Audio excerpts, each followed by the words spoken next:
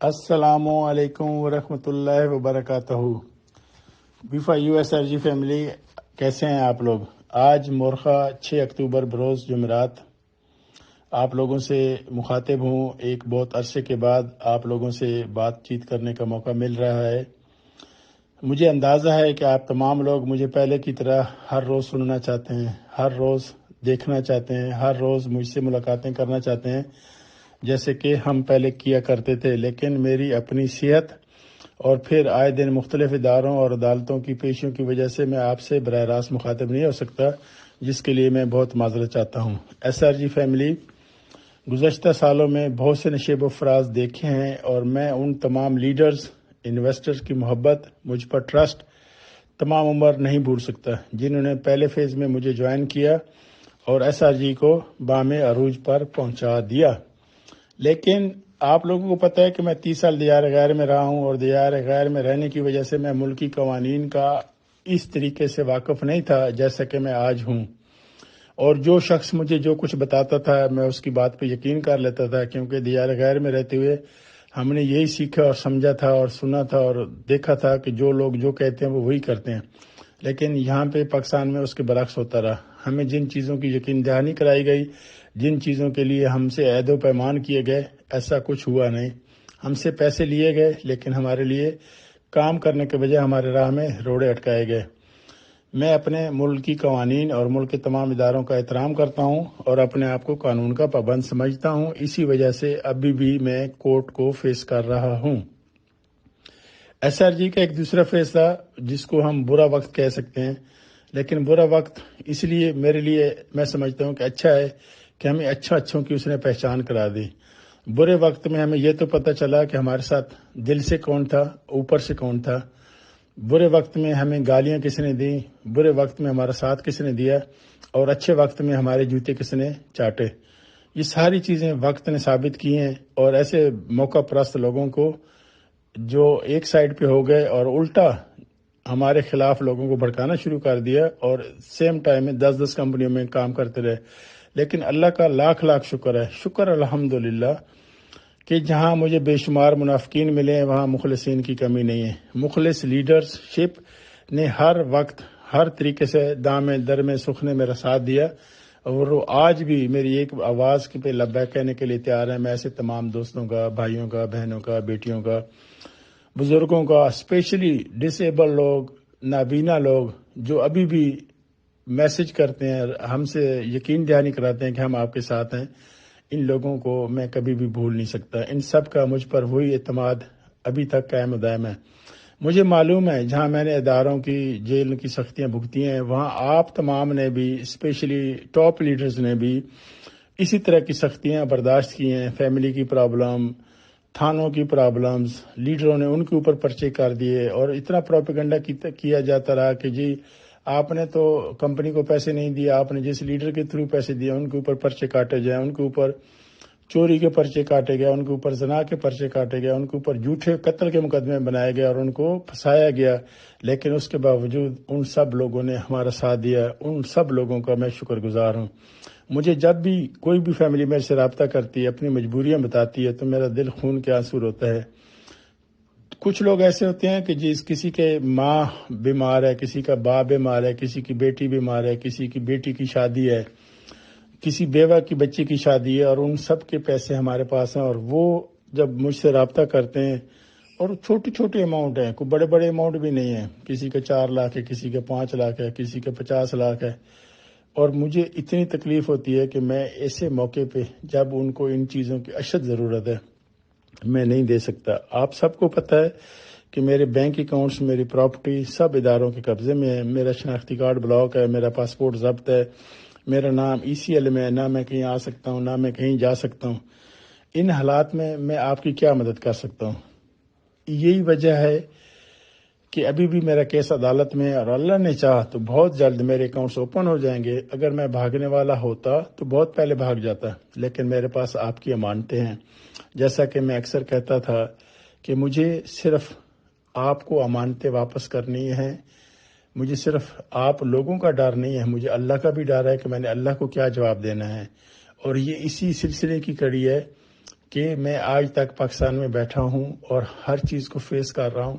آپ لوگوں کو مجھ سے زیادہ پتہ ہے کہ میرے ساتھ کتنے ظلم ہوئے، میرے ساتھ کیا کیا گیا، میری فیملی کے اوپر کتنا کیچڑ اچھالا گیا، میرے اوپر کتنا کیچڑ اچھالا گیا. اور وہی کام جو میرے ساتھ کیا گیا اب وہ تمام ٹاپ لیڈرشپ کے ساتھ، خصوصاً راجہ ریاض اور ملک نوید کے ساتھ کیا جا رہا ہے. مجھے سمجھ نہیں آتی ان لوگوں کو خدا واسطے کا بیر ہم لوگوں سے کیوں ہے. جیسے ہی میرے بینک اکاؤنٹس اوپن ہوتے ہیں، ہر شخص کو بلا تفریق، چاہے اس کے $50 ہیں، چاہے اس کے $50 لاکھ ہیں، ایک ایک پیسہ واپس کر دوں گا. اس دوران میرے سامنے ادائیگیوں کے لیے بہت ساری تجاویز آئیں. کچھ لوگوں نے کچھ کہا، کچھ نے کچھ کہا. جو شخص میرے پاس جو تجاویز لے کر آتا رہا، ٹاپ لیڈرز کی میٹنگ ہوتی رہی، میں نے ہر تجویز پہ آمین کہا. میں نے کہا آپ جس طریقے سے بہتر سمجھتے ہیں ویسے کر لیں. جرگے بنے، کمیٹیاں بنی، جو بندے میرے پاس جو سجیشن لے کر آئے، میں نے سب پہ آمین کہا. میں نے کبھی بھی کسی شخص کو ریفیوز نہیں کیا. اور آپ لوگوں کو پتہ ہے کہ جب مجھے آپ کو ادائیگی کرنی ہے، وہ میں نے آج بھی کرنی ہے، کل بھی کرنی ہے، اور جتنی جلدی یہ ادائیگی ہو جائے گی میں اللہ کے ہاں بھی سرخرو ہوں گا، آپ لوگوں کے ہاں بھی سرخرو ہوں گا. اور جب میرے پاس ٹاپ لیڈرز کی میٹنگ ہوتی رہی ہیں، 50 لیڈر، 60 لیڈر آتے رہے ہیں، تو اس وقت بھی میں نے ایک ہی آپشن رکھا کہ بھائی میرے بینک اکاؤنٹ اوپن ہو جائے، میں سب کو یکمشت پیسے دے دوں گا.